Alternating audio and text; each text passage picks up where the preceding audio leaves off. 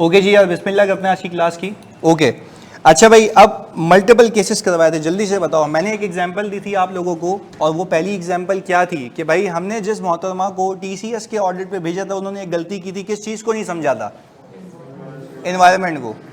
यानी risk assess तो करना है, but how do you guys assess risk? By understanding entity and it's. तो उन मोहतरमा ने जो है बेशक एंटिटी को समझ लिया होगा, उसको पता था कि ऑपरेशंस क्या करती है, कोरियर सर्विसेज हैं, पर उन्होंने एनवायरनमेंट से एक चीज़ गायब कर दी। वो क्या था? फ्यूल के प्राइसेस। उनको ये पता होना चाहिए था कि जो फ्यूल के प्राइसेस हैं वो हाइक पे जा रहे हैं, अपवर्ड जा रहे हैं। तो उनके दिमाग में ये पहले से ही होना चाहिए था कि भाई जब मैं ऑडिट करने जा रही हूँ किसी इदारे का, तो वहाँ पे कॉस्ट ऑफ सर्विसेज डिक्रीज होने के बजाय, ये आपके दिमाग में पहले से होना चाहिए, सब कॉन्शियस माइंड में लगा होना चाहिए पहले कि भाई ये रिस्क हो सकता है कि वो एक्सपेंसेस कहीं अंडर स्टेटेड तो नहीं है। बात समझ आ रही है? तो हमने लिखना भी सीखा था। हमने लिखना ऐसे सीखा था कि आपने सिचुएशन उठानी है सवाल में से कि since the company is involve in कौन सी services? Courier services, and prices of fuel have gone upward, so there is a risk. किस चीज का रिस्क है? Under statement of cost of services. क्योंकि जैसी बात है, आपने ये देखना है कि अगर माहौल में कुछ चल रहा है तो उसका इस कंपनी के किस लाइन आइटम पे इंपैक्ट है, चाहे वो ओवर स्टेटमेंट का हो या फिर। मैंने आपको मल्टीपल चीजें सिखाई, एक एक करके एग्जांपल को रिकॉल करते हैं। मैंने कहा मैं बैंक्स की ऑडिट करता हूँ, बैंक्स की पता नहीं 15 1600 ब्रांचेस होती हैं, पता नहीं कहाँ कहाँ लोन दिए हुए होते हैं। अब हम इतने बेवकूफ़ नहीं है कि हर चीज़ 100% चेक कर सके, क्योंकि हमारी एक टाइम लिमिटेशन है।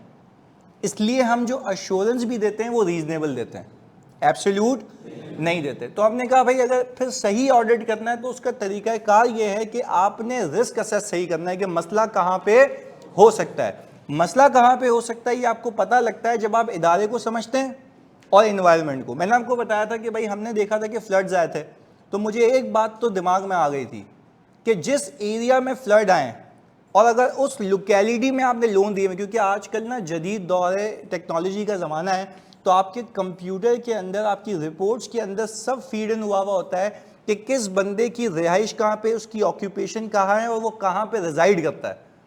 तो अगर मैं अपने बैंक वाले को बोलूँ कि भाईजान मुझे आप डेटा निकाल के दें जिसके अंदर ये भी आ रहा हो कि उसकी ऑक्यूपेशन का, वो कहाँ पे रिजाइड करता है, तो क्या मैं उस पर फिल्टर लगा के सारे ऐसे लोन अलग कर सकता हूँ जहाँ पे फ्लड आए हों? तो मेरा तो स्पेसिफिक रिस्क ही वहाँ है। अच्छा, क्या बाकी चीज़ों पे रिस्क नहीं है? है, वो अपनी जगह है, बट यहाँ पे जो रिस्क है वो बड़ा स्पेसिफिक रिस्क है, क्योंकि मुझे पता है कि यहाँ पे ये मसला हो सकता है। और जो मैं कह रहा हूँ कि यहाँ पे ये मसला हो सकता है, वो मसला है क्या? बैड डेट्स का। पर हम ऑडिट की ज़बान में कहेंगे ओवर स्टेटमेंट ऑफ एडवांसेस और under statement of bad debt expense. तो क्या आपका ये शक ऐसे ही आया था या किसी वजह से? अच्छा, वो वजह था इन्वायरमेंट में छुपा हुआ एक रिस्क फैक्टर। इन्वायरमेंट में छुपा हुआ एक सिग्निफिकेंट इवेंट हुआ आपकी इकोनॉमी में, जो आपको ये सोचने पे मजबूर कर रहा है कि आपके फाइनेंशियल स्टेटमेंट्स में छुपा हुआ जो रिसीवेबल है वो बैड डेट हो सकता है। अच्छा, एक और चीज़, अब इसी चीज़ को ना दूसरे तरीके से बताते हैं, प्लीज़ सुनना। ओवर स्टेटमेंट ऑफ एडवांसेस कैसे होगा? मानिया पूछ रही है भाई, ओवर स्टेटमेंट ऑफ एडवांसेस ऐसे होगा ना कि मैं कह रहा हूं कि मुझे 1 बिलियन रुपए लोगों से लेने हैं, पर क्या वो 1 बिलियन वाकई में रिकवरेबल है या नहीं है, ये डिपेंड करता है उसकी पेइंग कैपेसिटी पे। अगर उसकी पेइंग कैपेसिटी है ही नहीं तो क्या वो एडवांस ओवर स्टेट हुआ है? यानी उसको 1 बिलियन की जगह लेट से 800 मिलियन पे होना चाहिए, तो उसको 1 बिलियन से 800 मिलियन पे लाने के लिए मुझे क्या बुक करवाना होगा? Bad debt expense. तो वो अभी ओवर स्टेट हुआ है ना, तो उसको जब सही करवाऊंगा तो वो अपनी औकात पे आ जाएगा। ये क्लियर है? अब बैड डेट एक्सपेंस का बच्चे क्या करते हैं, रट्टा लगा लेते हैं कि भाई अच्छा हाँ फ्लड होगा तो सवाल में फ्लड ढूंढ रहे तो होगा। भाई दूसरी चीजें भी हो सकती है ना। एग्जाम्पल दे रहा हूं, आपको एक खबर मिले कि जलजला आया और आपका जो कस्टमर है उसकी एंटिटी तबाह बर्बाद हो गई। अब बताओ, और उससे आपका कोई अच्छा खासा रिसीवेबल है, अब क्या रिस्क है? अब भी वही रिस्क है। तो भाई डिपेंड करता है, आपने सिर्फ अपने दिमाग को एक हद तक महदूद नहीं करना कि भाई सर ने जो बता दिया तो वही आएगा। मैं तो आपका सोचने का सलीका और तरीका डेवलप कर रहा हूं रट्टा लगवाना हो तो मैंने बुक में तो बहुत सारी चीज़ें लिखी हुई हैं कि भाई ये होगा तो ये होगा ये होगा, पर सिचुएशन उससे कहीं दूर है। अब जब तुम प्रैक्टिस सेशंस करोगे ना मेरे साथ, उसके अंदर तुम बोलोगे सर ये तो आपने बुक में करवाया नहीं था, मैं तो ये कह रहा हूँ तुम्हें बुक में तो मैंने वो डाल दिया जो आज तक करवाया है, जो प्रैक्टिस सेशन में कराऊंगा वो उसके आगे होगा। जो भी मैं प्रैक्टिकल सिनेरियोज या लाइफ में देखता हूँ वो सवाल डाल देता हूँ और फिर तुमसे पूछता हूँ, यानी तुम्हें सोचने की सलाहियत होनी चाहिए। जैसे मैंने तुम्हें कहा कि भाई अर्थक्वेक आया या कोई भी ऐसी नागानी आफत आ गई जिससे वो तबाह बर्बाद हो गया, तो आपको ये पता लगाना कि आपका कस्टमर है लिक्विडेशन में चला गया, तो उसके लिक्विडेशन से जाने में आपको क्या मुसीबत है?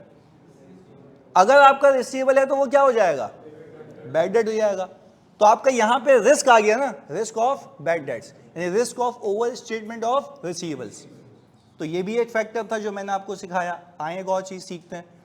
फिर मैंने कहा चलो भाई ये तो नागानी आफत आ गई ना, ये तो बात समझ आती है कि भाई चलो यार मुश्किलात का सामना चल रहा है।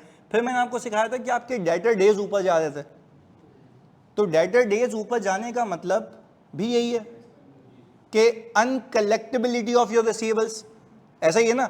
अब तुम में से एक बच्चा उठेगा, मुझे मैसेज करेगा, मुझे पता है ना आते हैं, मुझे हर ऑडिट के बैच में आते हैं, सर कोई ऐसा करते हैं एक ही जगह आ जाए सब, यानी भाई बोले जितने भी रिसीवेबल के पंगे हो सकते हैं ना एक जगह डाल दो। भाई मैं कहता हूं मैं तो आज तक के एक्सपीरियंस पे डालूंगा ना, मुझे कोई नया मार्केट में दिखेगा वो भी बता दूंगा, पर क्या हमें इसको रट्टा लगाना चाहिए? समझ लेना चाहिए ताकि दिमाग खुद चले, अच्छा इससे ये मसला हो सकता है, वो प्रैक्टिस से और इन्हांस होगा। तो मैं तो तुम्हें सिर्फ कहता हूं कि भाई समझने की गेम है, बाकी रीड करने के लिए मैंने डाल दिया था कि तुम्हें एटलीस्ट बेसिक आइडिया हो जाए कि अच्छा ये होता है तो ये होता है, ये होता है तो यहाँ मसला हो सकता है। क्लैरिटी है? चलें जी, ओके। अब एक दो सवालात। सर लोन ज्यादा बुक होने का भी रिस्क हो सकता है ना, कि बैंक जानबूझ के लोन ज्यादा बुक करे? देखो वो तो फ्रॉड रिस्क है ना। देखो इन्होंने सवाल क्या पूछा था, सुनना, कि बैंक जानबूझ के ज्यादा लोन बुक कर दे, फ्लड आया है तो लोगों को लोन दिया होगा। अच्छा यार वैसे तो मतलब बड़ी अच्छी बात है, बैंक इतना दयालु है कि लोन भी उनको दे रहा है जो फ्लड ज़दा है। भाई अगर मैं बिजनेस करूँ ना तो मैं कभी भी फ्लड ज़दा को लोन, देखो चैरिटी करना अलग बात है, मुझ जैसा गरीब चैरिटी तो नहीं करेगा, वो अलग बात है, बट समझने की बात यह है कि अगर मैं बैंक हूँ, मैं बिजनेस पर्सपेक्टिव से देखूँ, तो क्या आप जो लोन देंगे क्या वो किसी ऐसे ठुगे हुए बंदे को देंगे जो वैसे ही फारेग है, या जिसके पास बैकिंग है? अच्छा एग्जाम्पल है, आप गांव देहातों में माइक्रो फाइनेंस, प्लीज सुनिएगा, गांव देहातों में माइक्रो फाइनेंस होते हुए लोन दे रहे हैं। अच्छा लोन देने गए या लोन मांगने आया, वो बोले मेरी फसल है, तुम बोल रहे हो फसल क्या है, वो तो पानी है। क्या हुआ? डूब गई। सही होगी तो पैसे दे दूंगा। भाई क्यों दे दूंगा? आपने लोन देना ही नहीं चाहिए। आप लोन देंगे तो आपको पहले दिन पे पता है वो क्या है, बैड डेट है। तो मैं तो वैसे ही कह रहा हूँ वो रिस्क है। तो माने हमें बिजनेस पर्सपेक्टिव से सोचना है कि क्या बिजनेस सेंस उसका बनता है या नहीं बनता। अच्छा मैनेजमेंट ने उलट किया हुआ होगा। देखो मैनेजमेंट ये नहीं करेगी कि लोन देगी, हाँ मैनेजमेंट ये कर सकती है कि जो लोन दिए हुए हैं उसका बैड डेट छुपाने के लिए बैड डेट एक्सपेंस बुक, क्योंकि वो अपनी अच्छी परफॉर्मेंस दिखाएगी। पहले तो बात समझ आ रही है, वो अपनी अच्छी परफॉर्मेंस इसलिए दिखाती है क्योंकि उसके बोनसेस वगैरह सब लिंक्ड होते हैं। अगर वो सही होगा तो सीएफओ सही रहेगा, सीएफओ सही होगा तो दोस्त चार्ज विद गवर्नेंस उसकी तारीफ करेंगे तो शेयर होल्डर भी खुश रहेगा। पर क्या हमें शेयर होल्डर की खुशी का ख्याल करना है या हक और सच की बात करनी है? हक और सच की बात करने के लिए what you need to do, risk assess करना है। अगर रिस्क असेस सही हुआ तो आपका ऑडिट भी बिल्कुल सही होगा, बस ये कहने की बात है। अच्छा भाई इसके बाद सर रिस्क फैक्टर और फ्रॉड रिस्क डिफरेंस होते हैं। देखो रिस्क फैक्टर एक ब्रॉडर दुनिया है और उसके अंदर छुपा हुआ होता है एक फ्रॉड रिस्क। क्या मैंने आज तक आपसे फ्रॉड की बात की है? नहीं, क्योंकि उसका चैप्टर भी अलग है, वो आगे आगे एक एक करके हम जाते रहेंगे। क्लैरिटी है? आओ जी एक और एग्जांपल देखते हैं। तो रिकैप था पिछली क्लास का। इधर एक्सपोर्ट ऑफ गुड्स, ये भी एक कहानी है। मैंने इस मोहतरमा को भेजा, मैंने कहा भाई एक काम करो, तुम ना रेवेन्यू को ऑडिट करो, तुमने कॉस्ट ऑफ सर्विसेज पेल दिया था, तुमने अंडरस्टैंडिंग नहीं ली थी, अब आप किसका ऑडिट करें? रेवेन्यू का। तो ये कह रही है कि सर बिल्कुल, अब मैं देखो पप्पू ऑडिट करके दिखाऊंगी आपको ना। ये अंडरस्टैंडिंग लेने गई तो इनको ये पता लगा कि जो एंटिटी है ना वो एक्सपोर्ट करती है। हाँ भाई एंटिटी क्या करती है? अच्छा ये टावल मैन्युफैक्चरर है और ये टावल एक्सपोर्ट करती है डिफरेंट कस्टमर्स को। हमने कहा बिल्कुल यार बेहतरीन। मैंने कहा आपने इसको ऑडिट कैसे किया? ये कहती है सर मैंने इनवॉइसेस पिक की। क्या पिक की इन्होंने? इनवॉइसेस पिक की। इन्होंने बोला कि सर एक कस्टमर है इनका जो कि $1000 पर मंथ पे खरीदता है, ये खुश हैं, ये अपना बिजनेस चला रहे हैं, इन्होंने वो पकड़ा हुआ क्लाइंट अपना। तो मैंने कहा जरा $1000 को अगर 12 मंथ से मल्टीप्लाई करूं तो कितना हो गया? हमने कहा भाई $12,000 हो गया। बोलिए सर मैंने ऐसे ऑडिट वेरीफाई किया और इन्होंने इसको मल्टीप्लाई किया हुआ था 256 से, कितना आंसर आता है प्लीज बताओ, ऐसे ही समझने के लिए। या सिंपल एक काम करो ताकि इससे कनेक्शन बना दें, तुम खाली 3372000 को डिवाइड करो 12,000 से, रेट कितना आता है? 281। अच्छा इन्होंने कहा सर मैंने देखें क्या किया, 3372000। मैंने कहा सर मैंने ऑडिट पता है कैसे किया, मैं क्लाइंट के पास गई, प्लीज सुनना फोकस के साथ, हम ये कहानी पे कहानियां निकलेंगी यहां से। ये क्लाइंट के पास गई, क्लाइंट को उसने कहा कि भाईजान आपकी एक्सपोर्ट होती है, मैं बिजनेस समझ के आई हूँ। उसने बोला बेहतरीन मोहतरमा आप समझ के आई हैं, क्या क्या बिजनेस होता है? इसने बोला भाई हमने 12 महीने में सेल की है, 1000 की इनवॉइस, कितनी इनवॉइसेज हो गई? 12। मैंने कहा अच्छा भाई ये तो डॉलर में हो गई, आप तो अकाउंटिंग पीकेआर में करेंगे, तो आपने रेवेन्यू कैसे बुक किया? उसने बोला 281 से मल्टीप्लाई करके, 281 से। अच्छा अब बहुत फोकस होकर सुनना, बहुत ही ज्यादा फोकस होकर सुनना, यहां पे एक मसला है, यहां पे एक मसला ये है कि फॉरेन एक्सचेंज रेट फिक्स कैसे,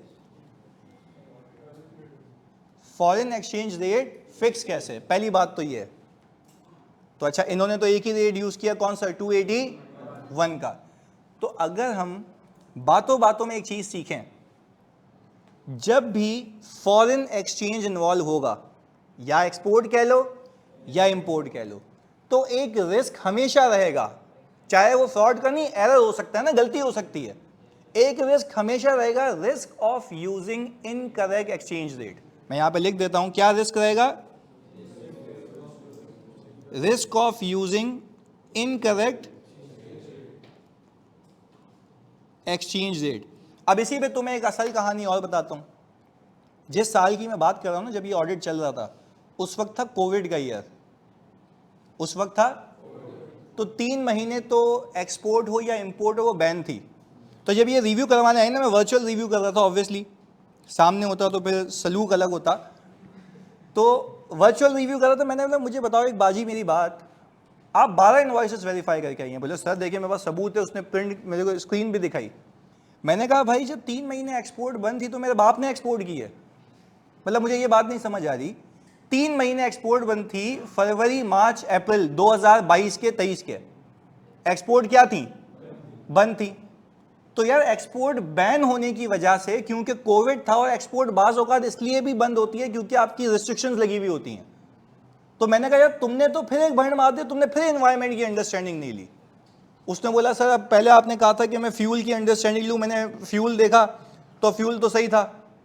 मैंने कहा भाई इस पर फ्यूल अप्लाई नहीं होता क्योंकि इसका कोरियर सर्विस नहीं है। तो बोल रही सर कभी आप बोलते फ्यूल देखो, कभी आप बोलते एनवायरनमेंट में ये देखो कि एक्सपोर्ट हो रहा है या नहीं हो रहा। भाई आपको समझ के जाना चाहिए, आपको समझ के जाना चाहिए। जब आप ऑडिट करने जा रहे हैं तो आपने ये तो समझ लिया एक्सपोर्ट करता है, पर ये भी तो देख लो ना कि एक्सपोर्ट क्या खुली हुई थी या नहीं थी। इन्होंने फिर एक भंड मारा, एनवायरनमेंट को नहीं समझा, इन्होंने फिर एक एरर किया, एनवायरनमेंट को नहीं समझा। तो मुझे बताओ अगर एक्सपोर्ट बैन थी तो इनके दिमाग में पहले से ही ये प्री कॉन्शियस माइंड में एक चीज होनी चाहिए थी कि रिस्क हो सकता है ओवर स्टेटमेंट ऑफ रेवेन्यू का। तो सर पहले तो कल की क्लास में आप कह रहे थे कि रेवेन्यू ओवर स्टेट हो सकता है जब कंपटीशन हो, तो भाई वो तो सिर्फ एक फैक्टर है ना, क्या ये नहीं हो सकता? अब तुम बताओ, तुम किसी इदारे के ऑडिट पे जा रहे हो, एग्जाम्पल है, और वो एक्सपोर्ट में इन्वॉल्व है और तुम्हें मार्केट से पता लगे कि एक्सपोर्ट बैन है, तो तुम्हारे दिमाग में ये होना चाहिए 3 महीने में तो सेल होनी नहीं चाहिए। तो क्या तुम्हारा शक गलत है? भाई सही है ना यार, तुम्हें टारगेटेड पता है कि ये 3 महीने में मसला हो सकता है। अब एक बेवकूफ हो वो बोले कि भाई आप पूरा साल वेरीफाई करते हैं, भाई मैं इस जगह होता मैं बोलता पहले तो ये 3 महीने दिखा दे, और अगर उसमें सेल नहीं होती तो मेरा रिस्क बिल्कुल सही था। अच्छा वो कहता है कि भाई अगर मैंने फिर भी एक्सपोर्ट किया तो मैं बोलूंगा भाई गवर्नमेंट की परमिशन दिखाओ, बिल ऑफ लेडिंग दिखाओ, शिपमेंट की एक्नॉलेजमेंट दिखाओ, कस्टमर की एक्नॉलेजमेंट दिखाओ कि उसको माल, मुझे पैसे दिखाओ कि तुम्हारे पास रेमिटेंस आ चुकी है। तो भाई ये तरीका है ना, पर पहले ऑडिट करूंगा या रिस्क देखूंगा? तो पहले बताओ ये रिस्क वाली बात समझ आती है कि इसमें 2 मसले थे। एक तो आपका फॉरेन एक्सचेंज रेट फिक्स कैसे है, तो जब भी हम बात करेंगे कि इदारा या तो एक्सपोर्ट में इन्वॉल्व है या इंपोर्ट में इन्वॉल्व है, यहां पे हमेशा एक रिस्क रहेगा किस चीज का? आप बोलेंगे risk of using incorrect exchange, यदि लिखने का तरीका है रिस्क ऑफ यूजिंग। अच्छा, आप इसकी अंग्रेजी कैसे ड्राफ्ट करेंगे? Since the entity is involve in export of goods, साथ साथ बोलेंगे since the entity is involve in export of goods. अब मुझे बताओ, क्या तुम्हें ये मतलब वही आएगी कि ये लिखना है, या सवाल में होगा? अच्छा, अब एक बच्चा है, मैं ये पिछले बैचेस की बातें बता रहा हूँ ना, सवाल दिया उसमें उसने ये रिस्क चिपका दिया, since the entity is involve in export of good. भाई एंटिटी एक्सपोर्ट करते ही नहीं तो क्यों लिख रहा है? बोला सर आपने बोला था। अबे भाई मैंने बोला था, वो हालात वाकयात के हिसाब से हर चीज हर एंटिटी पे अप्लाई नहीं होती है। अब फॉर एग्जांपल तुम मैनेजमेंट के पास गए, तुमने बोला भाई मुझे बताओ एक्सचेंज रेट क्या यूज किया है, वो बोलेगा क्या मतलब चरस लगा के आए हो, मैं एक्सचेंज रेट क्यों यूज करूंगा, मैं तो बेचता ही लोकल हूँ। नहीं बताओ एक्सचेंज रेट क्या यूज है, रिस्क है इनकरेक्ट एक्सचेंज रेट का, बोलेगा भाई मेरा बिजनेस ही नहीं है तो क्यों रिस्क है। दोनों में फर्क समझ आता है? तो जैसा इदारा होगा वैसे उसके मसले होंगे, और यहां पे कितने मसले हैं? दो। एक तो risk of using incorrect exchange rate, दूसरा ओवर स्टेटमेंट ऑफ रेवेन्यू, क्योंकि एक्सपोर्ट्स क्या थी आपकी? बैन थी। ये बात क्लियर है? चलें जी अगले रिस्क पे चलते हैं। Since the entity is involve in export of good there might be a risk of using incorrect exchange rate. अच्छा, इनकरेक्ट एक्सचेंज रेट यूज करने से पता है दो मसले होंगे, या तो रेवेन्यू ओवर या अंडर स्टेट होगा, या तो रिसीवेबल ओवर या, मैं ओवर या अंडर क्यों कह रहा हूं, एक क्यों नहीं कह रहा? सर ज्यादा भी हो सकता है, तो आपने ये देख के लिखना है, ऐसा नहीं कि लिख के आ जाओ कि risk of over statement of revenue. नहीं, यहाँ पे वैल्यूएशन का मसला है, ओवर भी हो सकता है अंडर भी हो सकता है, यहां तक क्लैरिटी है? चलें जी अगला case, continuous decrease in profit margins, continuous decrease in profit margin. अच्छा सुनिएगा जरा, इसको दो तीन चीजों से लिंक करते हैं। मतलब ये तब होता है जब मैं किसी क्लाइंट के ऑडिट पे जाता हूं तो मैं रेशियोज निकाल के चेक कर रहा होता हूं और उसको फिर इंटरप्रेट कर रहा होता हूं कि चल क्या रहा है। आपको पता लगा कि मार्केट में कॉम्पिटिटर्स आ गए, हमने कहा चले सर मार्केट में कॉम्पिटिटर आ गए। कॉम्पिटिटर आया नहीं, बट उसने एक काम किया, रिड्यूस्ड प्राइस पे सेल करना शुरू कर दिया। अच्छा, रिड्यूस प्राइस का मतलब क्या है कि आप जिस कीमत पे गुड्स बेच रहे हैं वो उससे भी नीचे आके बेच रहा है। तो सिर्फ समझने की बात है, मैं ये नहीं कह रहा कि वाकई में ये हुआ होगा, मैं तो रिस्क की बात कर रहा हूं, गलत लगे तो तुम बहस कर सकते हो। सुनना, मुझे ये लगता है हो सकता है कि इसने ये गुड्स बनाए हों, यानी एंटिटी ए है जिसका तुम ऑडिट कर रहे हो, इसने ये गुड्स बनाए हो 40 रुपीस पर यूनिट पे, और इसकी सेलिंग प्राइस हो 50 रुपीस पर यूनिट। क्या ये अभी भी मार्जिन में? यस। अच्छा, हो सकता है कि जो इसका कॉम्पिटिटर है वो रुपीस जो उसकी सेलिंग प्राइस है वो 35 पे बेच रहा हो। आप मुझे बताएं, अब जरा सोच के, अगर मेरे मार्जिन में डिक्लाइन आ रहा है, यानी अब जाहिर सी बात है मैं जानबूझ के मजबूर होऊंगा कि मैं अपनी प्राइसेस को क्या करूं, कम करूं। अच्छा, मैं क्या ऐसे ही कम कर रहा हूं या किसी फैक्टर की वजह से? अच्छा, आप लॉजिकल बात सुने, कॉम्पिटिटर आया, उसने जाहिर सी बात है या तो बल्क प्रोडक्शन की होगी जिससे उसको इकोनॉमीज ऑफ स्केल का फ़ायदा हुआ होगा। जो आप इकोनॉमिक्स में देखते हैं कि आपकी फिक्स कॉस्ट क्या हो जाती है, स्प्रेड हो जाती है ना, स्प्रेड हो जाती है तो पर यूनिट की कॉस्ट कम हो जाती है, एलोकेटेड हो जाती है ज़्यादा। अब सुनिएगा, हुआ क्या, हुआ ये कि जैसे ये कॉस्ट स्प्रेड हुई तो कॉम्पिटिटर आ गया एक फ़ायदे पे।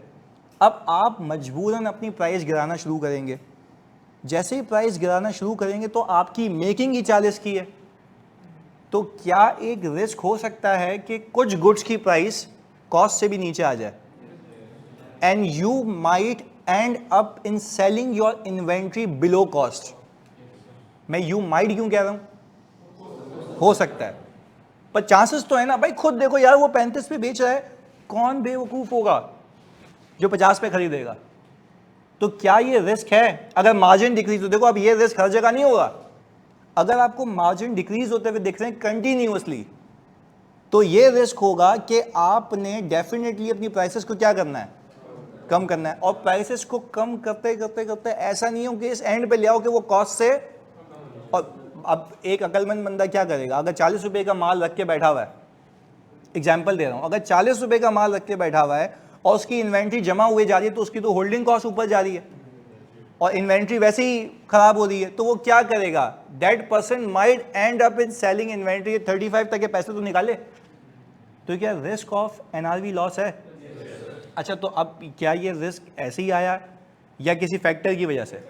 अच्छा, फैक्टर इसमें दो हैं, एक तो कॉम्पिटिटर है, दूसरा वो रिड्यूस प्राइस पे बेचा और मेरे मार्जिन भी क्या हो रहे हैं, कम हो रहे हैं। ये इंडिकेट कर रहा है, अच्छा मार्जिन कम होने का मतलब ये कि तो एक गुड है ना, बहुत सारे प्रोडक्ट्स हो सकते हैं, तो हो सकता है उन प्रोडक्ट्स में से कुछ प्रोडक्ट ऐसे हो जिसकी एनआरवी कम हो और कॉस्ट ज़्यादा हो। तो फिर जब मैं ऑडिट करूंगा तो मैं टारगेटेडली पता है क्या करूंगा, मैं सामने वाले क्लाइंट को बोलूंगा भाईजान एक काम करो, मुझे आप अपनी इन्वेंट्री रिपोर्ट निकाल के दो। क्या निकाल के दो? अच्छा, इन्वेंट्री रिपोर्ट में हर एक गुड्स की प्राइस आ रही होगी, यानी कॉस्टिंग आ रही होगी। अच्छा, मैं पता है क्या करूंगा, मैं जब ऑडिट करता हूँ ना बड़ा, मैं थोड़ा सा एआई का इस्तेमाल भी करता हूँ, कंप्यूटर असिस्टेड टेक्निक्स का भी यूज़ करता हूँ। मैं सिंपल एक काम करता हूँ, मैं देखता हूँ जो कॉम्पिटिटर और उसके गुड्स कॉमन है उसकी सेलिंग प्राइस लाके इसके सामने लिख देता हूँ और देखता हूँ इसने बाद में कितने का बेचा। अगर इसने बाद में कॉस्ट से कम का बेचा है तो इसका मतलब है ये गुड्स इम्पेयर्ड थे, इसने इन्वेंट्री के इम्पेयरमेंट बुक यानी एनआरवी लॉस नहीं बुक किया हुआ। तो क्या मेरा शक यकीन में बदल गया? पर ये शक हुआ कब? जब मैंने असेस किया। इसको हम कहते हैं असेसिंग रिस्क। क्या कहते हैं? अच्छा, जब मैंने रिस्क असेस किया तो क्या मैंने अंडरस्टैंड किया एंटिटी को और उसके इन्वायरमेंट को। इन्वायरमेंट में कंपटीशन, कंपटीशन में प्राइसेस कम, और मैंने अपने फाइनेंशियल इंफॉर्मेशन को भी देखा कि मेरे मार्जिन्स क्या हो रहे हैं। अच्छा, अब इसको लिखने का तरीका क्या होगा? Competition has arrived in the market and the competitor has started selling its product at a price lower than the company। तो यार ये लिखने में मुसीबत होनी नहीं चाहिए, सवाल से उठा के लिखो। मैं तुम्हें कह रहा हूँ ये फ्री के नंबर हैं, सिर्फ इसमें दिमाग है। तुम्हें मैंने दिखाया था ना वो थ्योरी क्या लिखी हुई थी, identify and assess risk by understanding entity and it's, फिर वो नीचे लिखता है एंटिटी में क्या क्या देखोगे, उसमें क्या क्या देखोगे, सही है जी, ये सारी चीज़ें। अच्छा सर, अगर मैन्युफैक्चरिंग कंपनी हुई तो फिर risk of under statement of inventory भी हो सकता है ना, इम्पेयरमेंट भी हो सकता है ना मशीन के लिए। वो आगे आते हैं, अभी उस पर आगे आते हैं उस पर। अच्छा, वापस से रिपीट कर देते हैं। भाई मुझे एक बात बताओ जल्दी से, सारे बच्चे सुकून से। मेरी इन्वेंट्री है, मैं बेचे जा रहा हूँ। चलो सबसे पहले तुमने कहा कि भाई पहले मेरा मार्जिन कितना था, अब कितना है? 20%। अच्छा, मैंने वजह ढूंढने की सोची, मैंने देखा मार्केट में कॉम्पिटिटर आ गए और वो कॉम्पिटिटर यही गुड्स इससे सस्ते बेच रहे हैं, यही गुड्स इससे। यार तुम सिंपल एक काम देखो ना, सबसे मजे की बात क्या है? सबसे मजे की बात यह है कि तुम अगर नोकिया की हिस्ट्री उठा के देखो और सैमसंग देखो, कैसे सरपास किया उसने। सरपास ऐसे किया कि उसने मार्केट में आते ही एक तो फीचर अच्छे दिए जिसको नोकिया ने अडॉप्ट नहीं किया, वो अपनी उस पर लगा रहा कि भाई मैं चेंज नहीं होऊंगा, मैं चेंज नहीं होऊंगा, मैं चेंज नहीं होऊंगा। इसके अलावा सैमसंग ने जो प्राइसेस रेंज ऑफर की वो बड़ी कम थी, बहुत कम थी सैमसंग के मोबाइलों की। तो ये क्या हुआ, यहां पे उसको एज जाना शुरू हुआ, वो ढीठ अपना लगा था। पर जो नोकिया का ऑडिटर होगा उसको क्या रिस्क होगा कि भाई अगर ऐसे ही फीचर की चीज या इससे अच्छी फीचर की चीज मार्केट में सस्ती मिल रही है तो इसका मोबाइल कोई भी नहीं खरीदेगा। तो वो जब नोकिया का उस जमाने में ऑडिट हो रहा होगा तो वहां के ऑडिटर ने एक रिस्क निकाला होगा, risk of over statement of inventory and risk of under statement of. And why we are saying the risk of under statement of NRV loss, क्या हम नजूमी है या किसी फैक्टर से पता लगा? फैक्टर से पता लगा। और वो फैक्टर क्या है? कॉम्पिटिटर का आना या उसकी कम प्राइसेस पे बेचना, कम प्राइसेस पे बेचना, और दूसरा मेरे मार्जिन का कम होना। जाहिर सी बात है कोई तो चीज है ना जो मुझे पुश कर रही है कि मैं अपनी प्राइसेस क्या करूं। तो मैं ये नहीं कह रहा कि वाकई में ऐसा हुआ होगा कि एनआरवी लॉस बुक कराना ही कराना है, पर यहां पे एक रिस्क अराइज हो रहा है कि हो सकता है कि कुछ गुड्स ऐसे हों जिस पे एनआरवी लॉस बनता हो। अब एनआरवी लॉस की एक दो एग्जांपल और देता हूं। आप इन्वेंट्री काउंट करने गए, सुनिएगा, आप इन्वेंट्री काउंट करने गए, आपको कुछ गुड्स खस्ता हालत में दिखे, आप वेयर हाउस गए तो आपको कुछ गुड्स या कुछ इन्वेंट्री खराब हालत में दिखी, खराब हालत में। अच्छा, आप वापस आए, आपने अपने मैनेजर को बताया यार मैं जब इन्वेंट्री काउंट कर रहा था ना तो वहां पे कुछ गुड्स ऐसे थे जो कि खराब हालत में थे। तो मैनेजर आपसे पूछे तो तुम्हें क्या लगता है क्या मसला हो सकता है? उस पे एप्रोप्रिएट एनआरवी लॉस नहीं बुक हुआ होगा। अच्छा, क्या ऐसा हो सकता है बुक हुआ भी हो? बिल्कुल हो सकता है, पर तुम तो इन्वेंट्री देख के ये तो नहीं देख सकते ना कि एफएस में क्या हुआ हुआ है। तो फिजिकली उसको देखना अलग बात है, फाइनेंशियल स्टेटमेंट में उसकी अकाउंटिंग होना अलग बात है। तो आप जल्दी से मुझे बताओ फोकस के साथ, जब ये हालात वाकयात होंगे कि आपको एक ऑब्सोलीट इन्वेंट्री या फिर तबाह बर्बाद इन्वेंट्री दिखी जो कि खराब हालत में है, क्या वो भी एक रिस्क की अंदेशा है कि आपकी इन्वेंट्री फाइनेंशियल स्टेटमेंट्स में और उसी के अगेंस्ट में एनआरवी लॉस? अच्छा, एनआरवी लॉस अंडर स्टेटमेंट का मतलब ये कि आपने वो लॉस सही तरीके से बुक नहीं किया। तो ये भी चीजें हैं जिससे आपको पता लगता है कि आपकी इन्वेंट्री खराब है तो उस पर एनआरवी लॉस बुक। देखो, जो भी इर्द गिर्द हो रहा है उसका कोई ना कोई इंपैक्ट आपके फाइनेंशियल स्टेटमेंट के किसी लाइन आइटम पे है तो आप बताएंगे, और वो सारे फैक्टर्स हैं जो आप देख के बताते हैं। यहां तक क्लैरिटी है? अब 2-3 सवालात फिर आपसे भी सवालात लेते हैं। अच्छा जी, हमने कहा यहां पे क्या लिखा हुआ भाई, अगर मैन्युफैक्चरिंग कंपनी हुई तो फिर ये मैंने बता दिया। Under statement of NRV loss समझा दें भाई मोहम्मद तला। Under statement of NRV loss का मतलब अब क्लियर है, मैंने तीसरी बार रिपीट किया।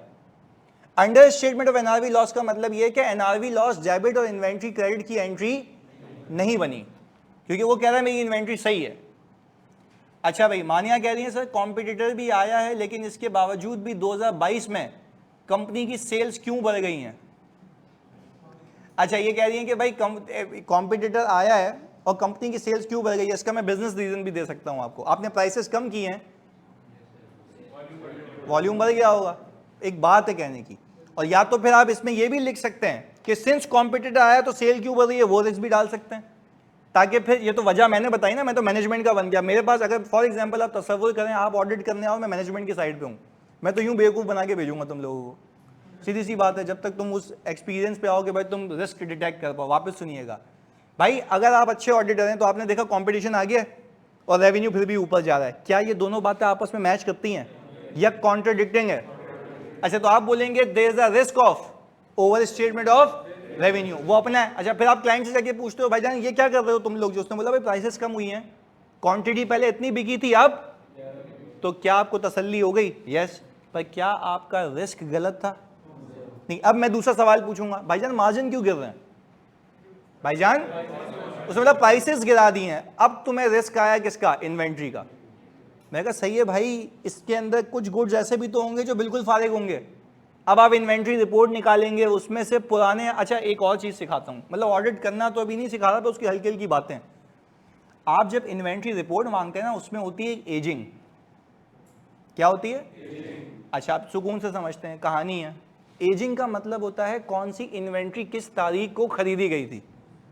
तो अगर आपको कोई 2-2 साल पुरानी इन्वेंट्री दिख रही है, अगर कोई 2-2 साल पुरानी आपको इन्वेंट्री दिख रही है, तो इसका मतलब यह है कि जब वो 2 सालों में नहीं बिकी तो आगे भी नहीं बिकेगी। तो ये जो आपका शक था वो किस में बदल जाएगा? यकीन में। तो अगेन आप इस पॉइंट पे पहुंचेंगे कैसे? जब आप असेस करेंगे, रिस्क को देखेंगे। तो पहले बताओ, रेवेन्यू और मार्जिन दोनों का फर्क समझ आता है कि कॉस्ट पार्ट अलग है, रेवेन्यू का पार्ट अलग है। तो हमने कहा कि सिर्फ ये देख के आपको समझ आ सकता है कि यहां पे इशू या मसला हो सकता है। क्लैरिटी है? चलें जी, अब ऑनलाइन वालों एक बार फिर बता दो, क्या आप लोगों को यह बात क्लियर है कि एनआरवी लॉस का मतलब क्या है, अंडर स्टेटमेंट ऑफ एनआरवी क्या है, ओवर स्टेटमेंट ऑफ इन्वेंट्री क्या है? जल्दी से बताओ सारे बच्चे भाई। Sir risk of under statement of impairment loss, impairment loss नहीं लिख सकते, that is with the PP, वो भी सिखाता हूं सर। बस जरूरी तो नहीं है ना कि हो सकता है ना किसी ने शॉर्ट क्या लिखा हुआ है भर के रखा हो और जैसे आगे रेट बदलें तो बेच देंगे। देखो एक बात सुनो, अगर तुम ये कह रहे हो ना कि इन्वेंट्री पाइलअप की हुई हो तो वो एजिंग से सामने आ जाएगा, बात समझें। और इन्वेंट्री पाइलअप करना और मार्जिन दो अलग अलग बातें हैं। मार्जिन कब आता है? जब वो पीएनएल में चार्ज हो। आप इन्वेंट्री ना 2 बिलियन के रख लें अपने पास, उससे आपका जो इन्वेंट्री डेज का रेशियो है ना वो खराब होता है। पीएनएल का मार्जिन खराब नहीं होता। मार्जिन पता है कब खराब होता है? जब आपकी प्राइसेस नीचे हैं। बात समझ आ रही है? यानी मैं कहने का मतलब यह है मेरे बच्चों की सुनना, आप मतलब 10 मिलियन यूनिट्स बेच दें पर आपका पर यूनिट का मार्जिन क्या होता है? सेम होता है। तो आप यूनिट्स को अलग रखें ना। मैं कह रहा हूं आप जितनी भी इन्वेंट्री पाइल अप करते रहें, अगर आपने अपनी प्राइस कम की तो आपका मार्जिन हिल जाएगा। यानी यहां पे करके भी दिखाता हूं, खाली मुझे एक बात बताना है। यहां पे मैंने कहा आपने 2023 के अंदर सेल्स की, और सेल्स के लिए सुनिएगा आपने यहां पे 1 मिलियन यूनिट्स बेचे, या 1 लाख कर लेते हैं, चलो मैंने तुम्हारा जीरो ज्यादा आ जाएंगे। कितना आता है जल्दी बताओ, जल्दी बताइए प्लीज। 50,000, 5 मिलियन। ओके जी भाई, 5 मिलियन आ गया। अब प्लीज सुनिएगा, सीओजीएस हमने कहा भाई सीओजीएस आपकी आ रही है कोई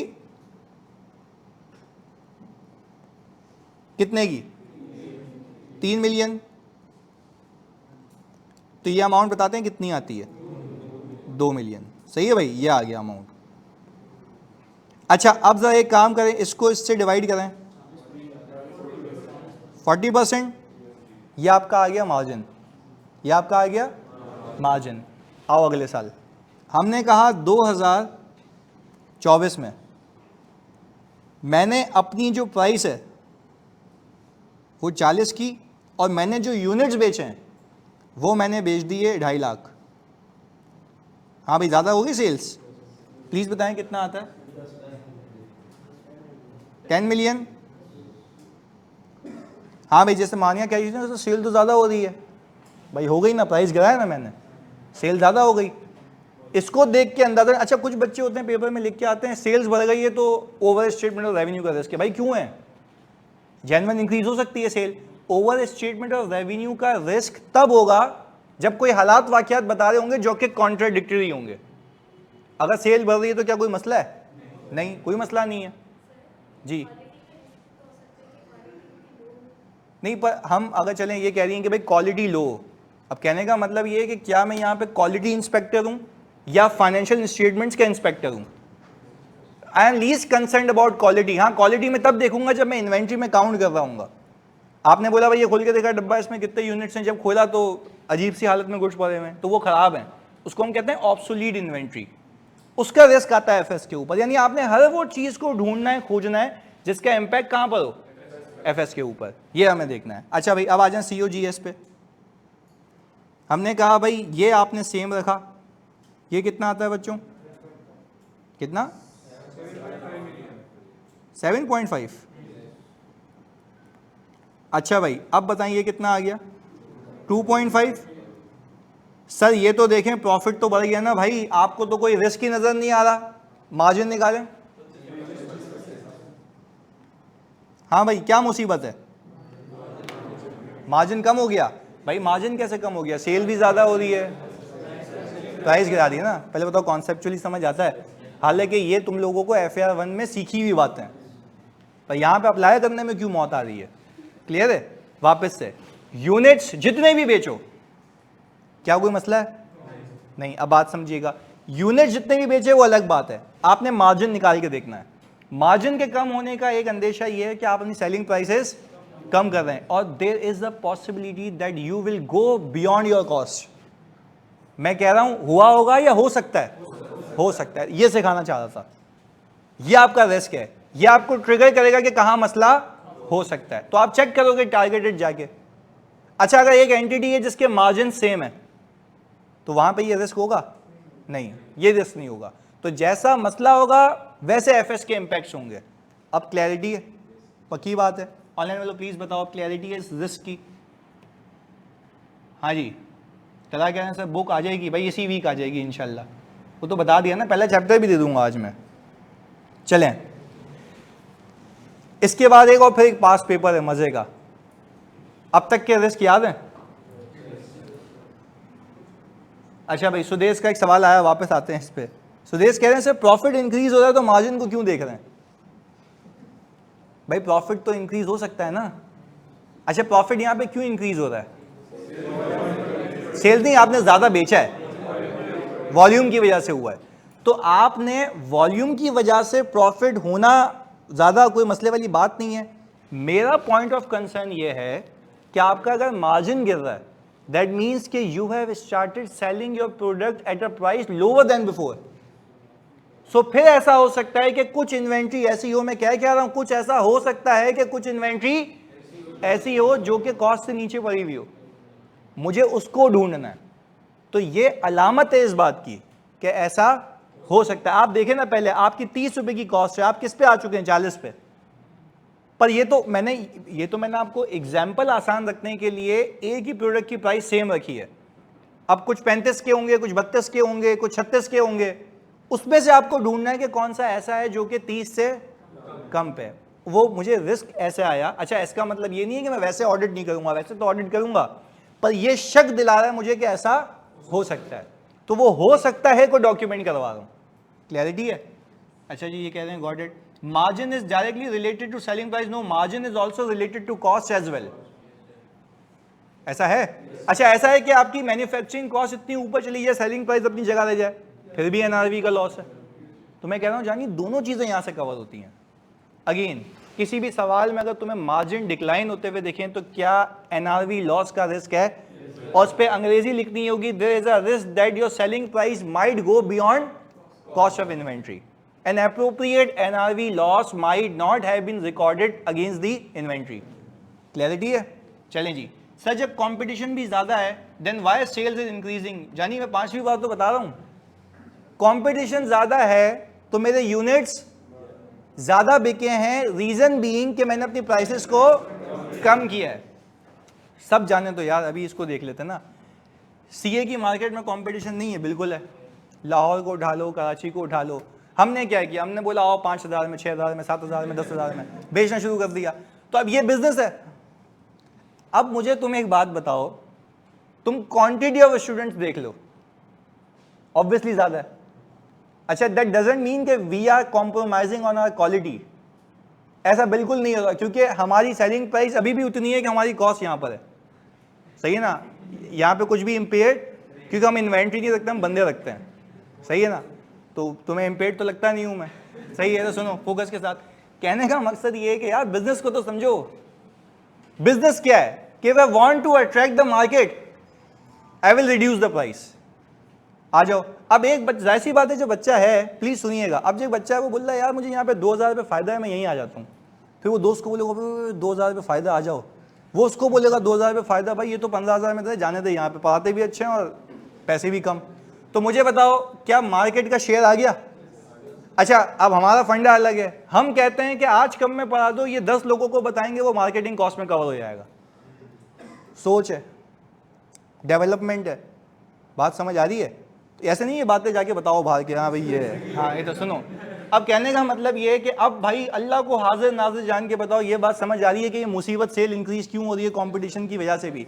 तो अभी भी तुम्हें लाइव एग्जांपल दी ना, कंपटीशन तो अभी भी है, पर again we are providing quality at a reduce price, and we are providing a quality at a reduce price, your share will be increase. अब ये बिजनेस सेंस है। पर अगर कल को कोई हमारा ऑडिट करने आएगा, ऑडिटर प्लीज सुनना, कल को कोई हमारा ऑडिट करने आएगा ऑडिटर, तो क्या उसको ये रिस्क होगा, even though the competition has increase, why revenue is increasing, volume increasing, पर वो उसका शक गलत है, उसका शक बिल्कुल सही है। पर वो जब ऑडिट करेगा, हमसे पूछेगा, डॉक्यूमेंट्स को देखेगा, तो उसका रिस्क अपनी जगह पे आ जाएगा। पहले बताओ, बात क्लियर है? पक्की बात है।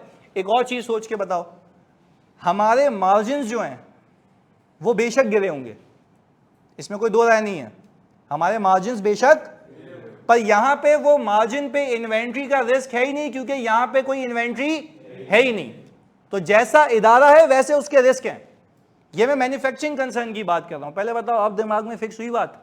पक्की बात है, तुम्हें रियल लाइफ से कनेक्ट करना पड़ता है। भाईजान क्लियर है? अब बता दो, तुम्हें तुम्हारी मां की कसम है, सबको ये बताओ कि अब कोई ये तो नहीं बोलेगा कि ये इन्वेंट्री मुसीबत क्यों ऊपर ज्यादा है रेवेन्यू, इवन दो कंपटीशन है। हो सकता है? तुमने मुझे बना दिया ऑडिटर से मैनेजमेंट, अब वापस हम किस में आ जाते हैं? ऑडिटर पे। क्लियर है? ओके सर, चलो भाई ये वाली मसले हल हो गए। आगे, अच्छा, आप किसी भी कंपनी में सिर्फ रेवेन्यू इंक्रीज होता हुआ देखो, बाकी चुप है सब, तो क्या रेवेन्यू की ओवर स्टेटमेंट का रिस्क है? नहीं है यार, यही तो सिखा रहा हूं। अगर मैं बोल रहा हूं बाकी सब चुप हैं, कुछ भी नहीं है, रेवेन्यू इंक्रीज हो रहा है, हो सकता है, कोई मसले वाली बात। हाँ, अगर कंपटीशन है फिर भी रेवेन्यू आसमानों को जा रहा है, तो अनलेस के management has a reasonable justification कि ये रेवेन्यू इस वजह से इंक्रीज हुआ है, क्लैरिटी है, पक्की बात है भाईजान, अल्लाह की कसम क्लियर है? ओके जी ओके। अब आ जाओ हाईली रेगुलेटेड एनवायरनमेंट में। ये वो सारी चीजें जो एक्सपीरियंस से सिखा रहा हूँ, जो सवालात में छुपी हुई होंगी, तुम पिक करोगे और पूरे नंबर आएंगे इंशाल्लाह। चलें जी, हाईली रेगुलेटेड एनवायरनमेंट। मैंने कहा हाईली रेगुलेटेड एनवायरनमेंट में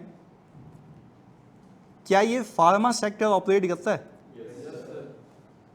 क्यों हाईली रेगुलेटेड क्यों है? ड्रग्स बनाते हैं तो इसके ऊपर ड्रग एक्ट है, पता नहीं कौन कौन से लॉज अप्लाई होते हैं। मैं तो एक ही बार खैर ऑडिट किया इसका फार्मा का, तो ड्रग एक्ट है, पता नहीं कौन कौन से लॉ अप्लाई होते हैं। इसमें ये भी बताया गया होता है इस नेचर की दवाई होगी तो इतने टेम्परेचर में रखनी है, इस नेचर की दवाई होगी तो इस टाइम में रखनी है, एक्सपायरी के इतने करीब होगी तो मार्केट से आपने उठा लेनी है। ये सारे कायदे कवानीन है, ये सारे कायदे कवानीन है, क्योंकि इसका इम्पैक्ट आम आवाम के ऊपर ज़्यादा है, तो इस पर रेगुलेशंस क्या होंगे? स्ट्रिक्ट होंगे। ऐसा है? आगे सुने। जब फार्मा सेक्टर का मैं ऑडिट करने जाऊंगा ना, मैंने तो सुना, अच्छा बच्चा क्या करता है, एक सिचुएशन आती है 1.5 पेज की, 1 पेज की, आधे पेज की, तो सिचुएशन में सबसे पहली लाइन लिखी हुई होती है company is operating in a pharmaceutical sector. बच्चा बोलता है पहली लाइन में कुछ भी टक करके आगे निकल जाता है। भाई वो निकल गया ना पढ़ के, उसने बोला भाई ये तो बता रहा है ना कि क्या करती है भाई, उसी में तो गेम छुपी हुई है कि फार्मा सेक्टर में अगर ये कंपनी इन्वॉल्व है तो इसका मतलब ये, प्लीज सुनिएगा, यहाँ पे गेम अलग है। इसका मतलब ये है कि अब मेरे पास रिस्क ऑफ नॉन कंप्लायंस होगा, रिस्क ऑफ नॉन कंप्लायंस होगा। अच्छा अगर मैं एजुकेशन सेक्टर में हूं अभी, कोई रिस्क ऑफ नॉन कंप्लायंस, मुझे कोई रेगुलेट ही नहीं करता, सीधी सी बात है। एक नॉर्मल प्राइवेट कंपनी है, क्या उसके ऊपर कोई रिस्क ऑफ नॉन कंप्लायंस? हाँ बाकी टैक्स वैक्स हो सकता है वो अलग है, पर हाईली रेगुलेटेड एनवायरनमेंट में ये रिस्क स्पेसिफिक होता है कि रिस्क ऑफ नॉन कंप्लायंस। अच्छा रिस्क ऑफ नॉन कंप्लायंस से 2 चीजें निकलती हैं, बहुत फोकस होकर सुनना। अच्छा रिस्क ऑफ नॉन कंप्लायंस से एक चीज निकलती है, under statement of, very good यार, पेनल्टी। पेनल्टी क्यों कह रहे हो? कॉस्ट ऑफ सर्विस क्यों नहीं कह रहे? कॉस्ट ऑफ सेल्स क्यों नहीं कह रहे? भाई जैसा मसला है वैसा उसका लाइन आइटम है, जैसा मसला है वैसा उसका लाइन आइटम है। अच्छा फिर दूसरा, undisclosed contingencies, very good. Undisclosed contingencies, undisclosed contingency का मतलब यह है कि अगर कोई आप पे केस फाइल होता है तो आपको FAR 2 में भी बताऊंगा और वैसे अभी बता देता हूं कि अगर आपके हारने के चांसेस 50% से ज्यादा नहीं होते, यानी हम कहते हैं पॉसिबल या अनलाइकली, तो वो आपने उसका एक्सपेंस रिकॉर्ड नहीं करना होता, बेस इसके डिस्क्लोज करना होता है। तो आप जब फाइनेंशियल स्टेटमेंट्स का ऑडिट करते हैं तो आपकी जिम्मेदारी सिर्फ नंबर की है, डिस्क्लोजर्स की भी है। तो आपके 2 रिस्क हो गए। एक हो सकता है कि मैनेजमेंट ने मुझसे पेनल्टी छुपाई हो और उसको रिकॉर्ड, क्यों छुपाएगी वो पेनल्टी, उसको क्या मुसीबत है? एक्सपेंस बच जाएगा और प्रॉफिट, पहली चीज। दूसरी चीज, लिटिगेशन होगी और वो केस मुझसे छुपाया होगा जिसका इंपैक्ट शेयर होल्डर को पता होना चाहिए। कल को आप ऑडिट पे लिख दिया आपने, प्लीज सुनना, कल को आपने लिख दिया कि भाई ये फाइनेंशियल स्टेटमेंट सही है, एक लीगल मामला चल गया, अखबारों में आ गया कि भाई इस पे तो कंपनी पे इतनी ह्यूज पेनल्टी लगी है जो डिस्क्लोज नहीं हुई थी और कंपनी बर्बाद हो गई। शेयर होल्डर बोलेगा भाईजान तुमने ऑडिट क्या किया था? तो तुम बोलोगे यार मैंने तो ऑडिट किया था, मुझे तो बोला। भाई तुम्हें ये पता होना चाहिए ना कि फार्मा इंडस्ट्री है, वहां पे ये रिस्क होता है, दिखाओ अपनी फाइल, तुमने क्या इस पे काम किया हुआ? हमने काम ही नहीं किया हुआ होगा। क्यों नहीं किया हुआ होगा काम? क्योंकि रिस्क ही नहीं आइडेंटिफाई किया। तो पहले बताओ रिस्क पता लग रहा है? स्पेसिफिक टू दी एंटिटी है कि 2 चीजें होंगी जल्दी से। हाईली रेगुलेटेड एनवायरनमेंट में 2 मसले, एक तो अनरिकॉर्डेड पेनल्टी और दूसरा अनडिस्क्लोज कंटिंजेंसी। पहले बताओ ये बात क्लियर है? अनडिस्क्लोज कंटिंजेंसी, देखो आप पे केस फाइल किया, आपने अपना लॉयर लगा दिया, आपका लॉयर ये कह रहा है कि चांसेस हैं, पॉसिबल है कि आप ये केस हार जाएं, या अनलाइकली है कि आप ये केस हार जाएं। जब ये अल्फाज यूज होते हैं ना अनलाइकली के, तो इसका मतलब ये कि आपने उसको रिकॉर्ड तो नहीं करना, डिस्क्लोज करना है, लिख के बताना है, क्योंकि ये कंटिंजेंट है आपके केस हारने पे, ये कंटिंजेंट है आपके केस हारने पे, तो आपने इसको डिस्क्लोज करना होता है। अगेन बीइंग एन ऑडिटर आपके कितने मसले हो गए? 2। पहला, 2 अंग्रेजी में कहें अनरिकॉर्डेड पेनल्टी और अनडिस्क्लोज कंटिजेंसी। वापस अनरिकॉर्डेड, अनडिस्क्लोज कंटिजेंसी, साथ साथ अनरिकॉर्डेड, अनडिस्क्लोज, दो रिस्क हैं। क्या ये दोनों रिस्क गलत हैं?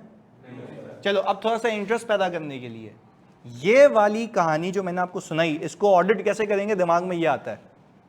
मैं सबसे पहले ये बोलता हूं, आपकी जो रेगुलेटर है उससे कॉरेस्पॉन्डेंस क्या हुई है, ज़रा बातें दिखा दें।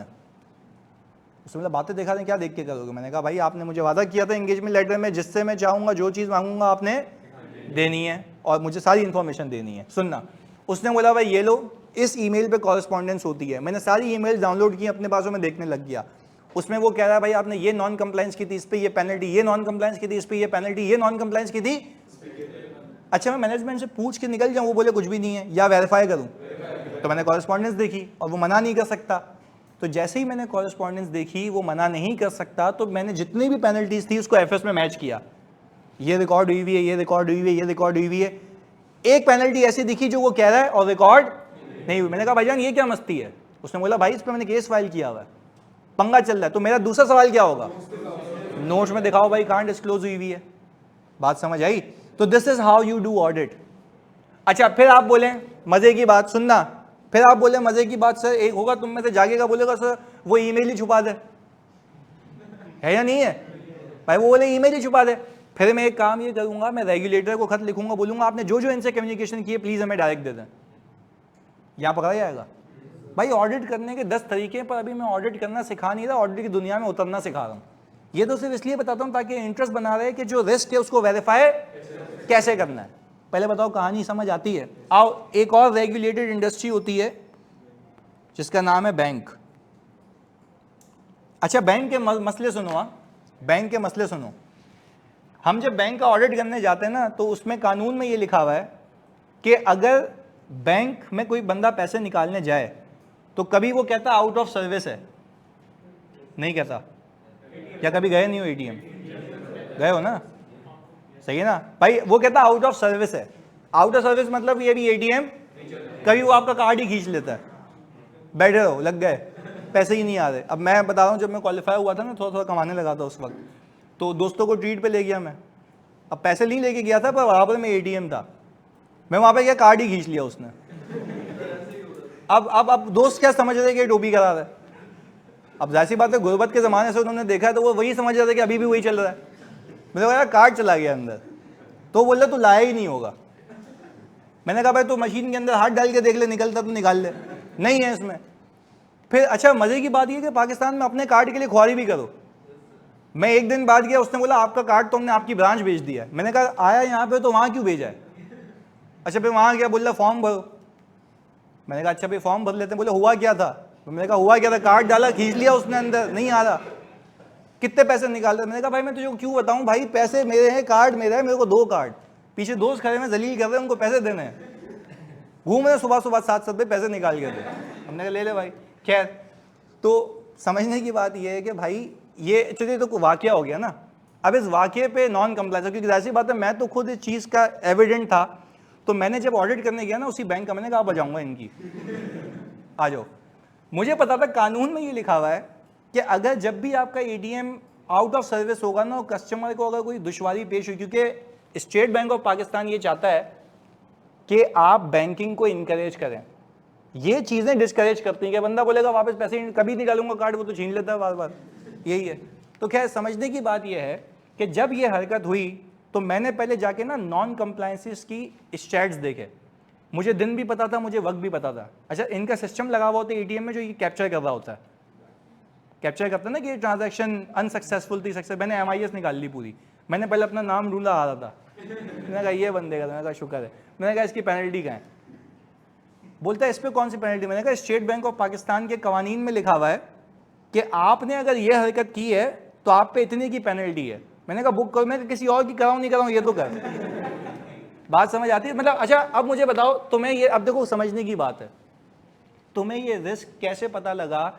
जब तुम लोगों ने ऑल टुगेदर उसके ऊपर अप्लाई किए गए कवानीन को समझा। तो क्या आप ये बात मानते हैं आज की क्लास में एक और चीज सीखी कि आप जब इदारे की अंडरस्टैंडिंग लेते हैं तो उसके इन्वायरमेंट के साथ साथ उसके ऊपर अप्लाई किए गए लॉज एंड रेगुलेशन भी समझते हैं। और लॉज एंड रेगुलेशन से आपको मल्टीपल चीजें मिलती हैं कि उसके ऊपर क्या क्या इफेक्ट आने, जैसे पेनल्टी का। अब एक और चीज, किसी एटीएम में जाओ और अगर वो out of cash, out of service नहीं कह रहा, आउट ऑफ, उस पर भी पेनल्टी है। किसी एटीएम में जाओ उस पर एसी ना हो, उस पर भी पेनल्टी है। किसी एटीएम में जाओ उसमें कैमरा ना हो, उस पर भी पेनल्टी है। तो इतने स्ट्रिक्ट रेगुलेशंस हैं। एक और भी चीज, तो मैं बैंक के कंट्रोल्स बता रहा हूँ क्या होते हैं ना। एक ये भी है कि जब ब्रांच मैनेजर सेफ लगे हुए होते हैं ना, लॉकर होते हैं, तो कैश का लॉकर होता है, तो कंट्रोल एक चाबी ब्रांच मैनेजर के पास होगी, एक चाबी ऑपरेशन मैनेजर के पास होगी। तो ये कंट्रोल है। अगर भाई एक बंदा खराब है तो दूसरा तो सही होगा ना, या तो दोनों कोलिजन कर लें, उसका आप कुछ भी नहीं कर सकते। तो हम क्या करते थे, मैं सुबह सुबह पहुंच जाता था ब्रांच ना। अब जाहिर सी बात है, ऑडिट का इतना शौक अपने ट्रेनिंग के ज़माने में, तो पहुंच गया सुबह। अच्छा, मैंने ये देखा ऑपरेशन मैनेजर के पास दोनों चाबियां, दोनों डाल के खोल रहा है। मैंने कहा यार ये कैसे किया तुमने? बोला यार वो आ रहे हैं साहब, आ रहे हैं। वो समझा मेरे को कुछ पता नहीं, नन्ना हूँ मैं। उसने बोला, मैंने कहा ऐसे ही खुलते हैं हमेशा? बोला हाँ ये तो ऐसे ही खुलते हैं, दोनों चाबियां मेरे पास होती है, मैं खोलता हूँ। मैंने वेरी गुड, कब से हो रहा है? तो बोला ये तो 6-7 महीने से मैंने ज्वाइन किया, तब से हो रहा है। मैंने वेरी गुड। मैंने कहा तो ये आप एक काम करें, ये पक्की बात है, यही होता है ना? अच्छा, मैंने बच्चे को बोला था वीडियो बना लियो, पीछे से वीडियो बना रहा, रिकॉर्ड हो गया। अच्छा फिर हम, अच्छा ये ब्रांच भी कश्मीर की थी। अब हमने बोला देखें यार, अब आपने ये तो बता दिया है, तो बोल रहा आप ये बताओगे कैसे कि मैंने बताया? मैंने कहा ये वीडियो है इसके पास। तो बोलता है कि यार ऐसा तो नहीं करो यार, मेरी जॉब चली जाएगी। तो मैंने कहा तुमने क्या कहा 6-7 महीने से हो रहा है ना? उसने बोला हाँ हो रहा है। मैंने कहा मुझे बताओ यहाँ पे घूमने की जगह कहाँ कहाँ पे? इसने बोला ये रत्ती गली है। मैंने कहा देखो यार मैं ब्राइब तो नहीं ले सकता, बट मुझे रिपोर्ट तो करना होगा। तो रिपोर्ट इस तरीके से करूँगा कि मतलब बच जाएं आप, इन अ सेंस कि मैंने ये बता दिया ऊपर जाके मैनेजमेंट को कि भाई यहाँ पे कंट्रोल्स इनइफेक्टिव हैं। At some instances we have noted कि एक ही बंदा कर रहा था, वो भी वो इंस्टेंसेस थे जिस पे मैनेजमेंट बता रही है कि उसकी तबीयत खराब थी, तो ऑपरेशंस को कंटिन्यूटी में रखने के लिए ये भी मैंने ड्राफ्ट करके दिया उसको। बोला थैंक यू यार। मैंने कहा जब भी आएंगे ख्याल रखोगे? उसने बोला हाँ। यानी काम भी हो गया और रिपोर्ट भी हो गया। क्या हमने नाजायज़ किया? नहीं। क्योंकि मैंने ये भी देख लिया था कि खैर कोई फ्रॉड वगैरह या पैसे वैसे चोरी ना हुए हों। पर पहले बताओ, हाईली रेगुलेटेड इन्वायरमेंट के मतलब समझ आते हैं कि हाईली रेगुलेटेड का मतलब है जो भी कवानीन इस पर लग रहे होंगे तो वहाँ से रिस्क अराइज होते होंगे कौन से? नॉन कंप्लायंस के, या तो पेनल्टी होगी या नॉन डिस्क्लोजर होगा। बात क्लियर है? तो खैर आज हम ऑब्वियसली पास पेपर पे पहुंच नहीं पाए, बट अगली क्लास में हम इंशाल्लाह पास पेपर करेंगे। यहाँ तक रिवाइज करके आना। सही है जी, चलो मिलते हैं। ओके, अल्लाह हाफ़िज़।